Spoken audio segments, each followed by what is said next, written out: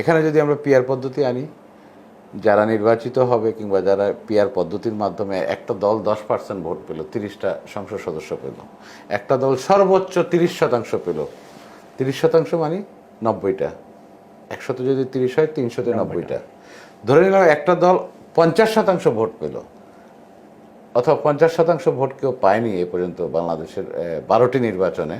তাই আমি ওই প্রস্তাবিত নির্বাচন বাদ দিলাম, গ্রহণযোগ্য নির্বাচনে 40%, 39% কিংবা 41%, তাও 120-30টার বেশি হয় না।